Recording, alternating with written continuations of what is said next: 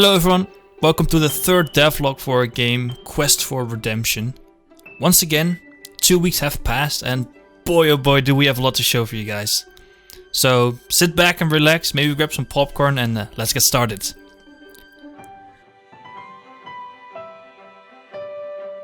Alright, so the first thing I'd like to share is the fact that once again the terrain has been changed, as you might have noticed from the B-roll in the background. The reason for changing this has two reasons. The first one is that the last 2 weeks I've been streaming on Twitch, links in the description, and one of our amazing followers has pointed out to me that having pathways that are more or less curved results in a more organic and natural feel. At that time I did not really know how to use this until I started to work on the main menu area. For our game we want a beautiful 3D background, so in Unity I duplicated the scene that I made the little village in, thinking I would be able to modify the terrain, not knowing that the terrain in Unity has a data component that is being shared across all scenes. Oops. So when I was happy with the terrain for the main menu and switched back to the village scene, I was slightly shocked to see that everything had changed. However, this did give me some creative input, as I could see that the path that I had created in the main menu scene looked really organic and nice. So I used that to recreate the town area with this new knowledge, and I have to say that it looks really good. Something else we worked on in terms of art is the library, because our dev department pointed out to us that the library caused a huge FPS drop. We were able to pump out 400 FPS and then it dropped to 40 when you'd look at the library, its direction. This was because the bookcase I had made was filled with books, and that really increases the amount of vertices a lot.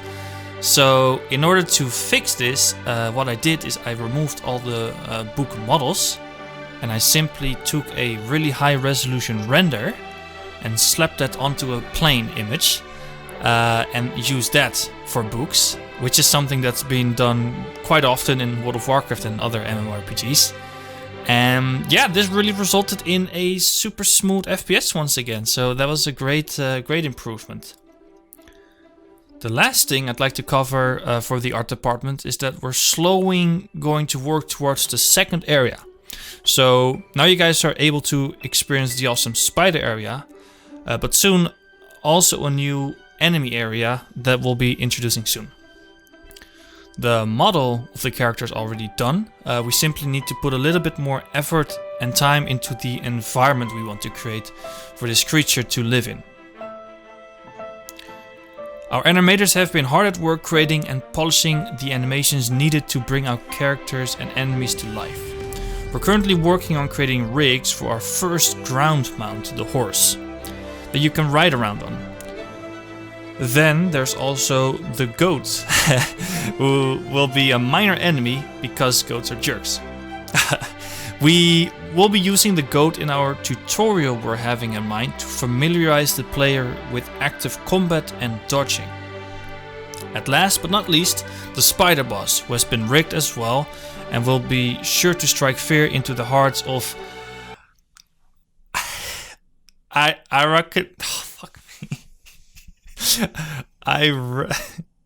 arachnophobia who dare enter the cave.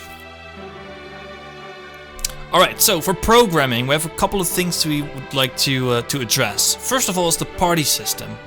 One of our devs has been working on the party invite system. With this system a player can invite up to 3 other players to join a party. This system is getting complex really quickly because of the interactions between server and all the other players.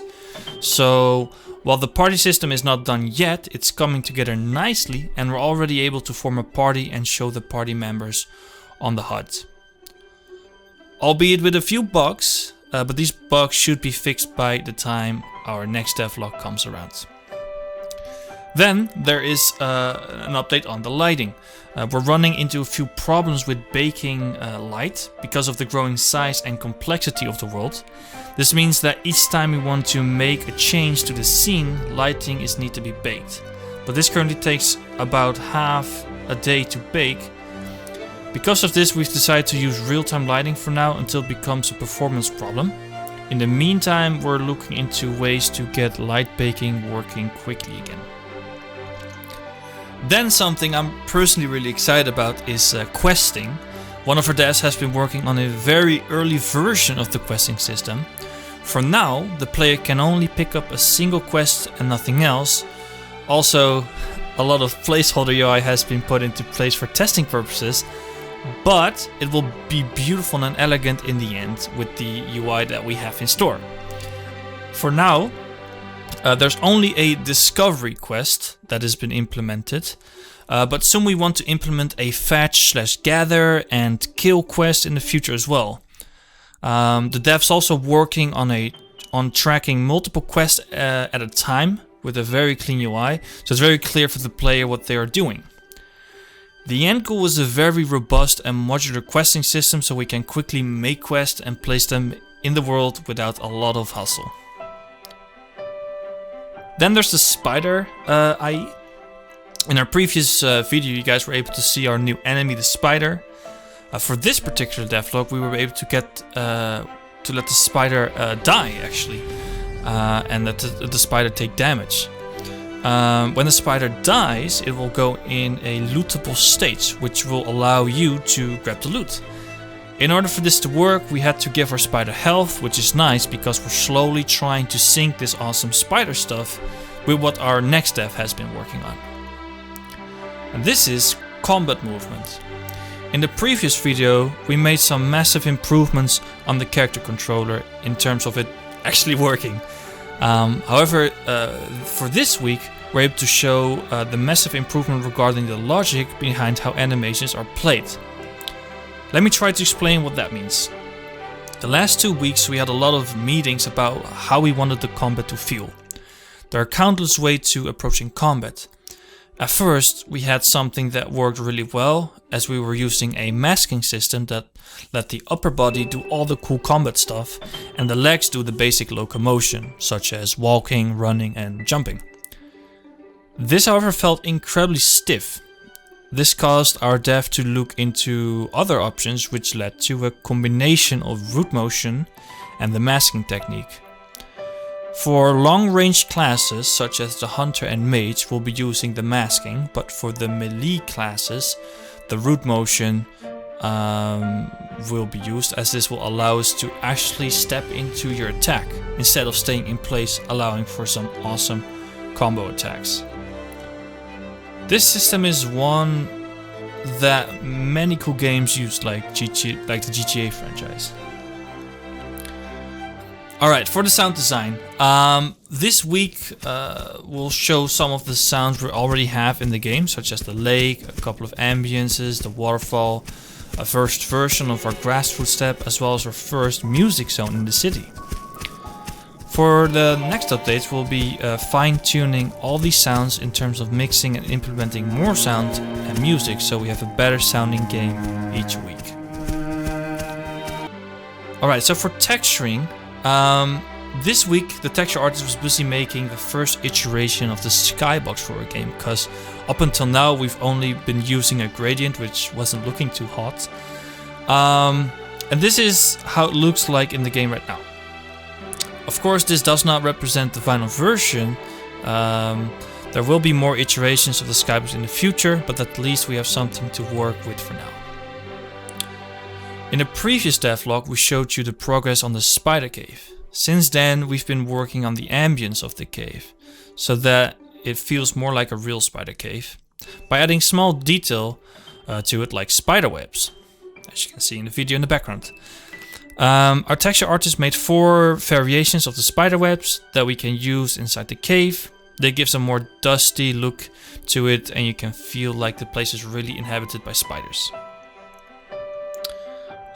Speaking of spiders, in the previous devlog we also showed you the result of the regular spider texture, And this week we can finally show you the texture of our boss spider, which carries 2 different textures.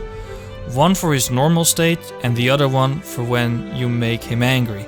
So don't hit him too hard. Alright guys, that was it for our 3rd devlog. I hope you guys enjoyed the content we were able to provide, and we're also working incredibly hard to get the next devlog ready. Be sure to drop a comment, let us know what you guys think, maybe some suggestions that you guys think would really help the game. If you really want to get in contact with us, I would highly recommend you guys to join our Discord server, because we literally have a dedicated section inside that Discord for ideas, and we also really try to interact with everyone who's in there, who have great ideas and stuff like that. So yeah, once again, thanks for watching. Be sure to like, subscribe, comment for the YouTube algorithm, and we'll see you guys in 2 weeks. All right, bye bye.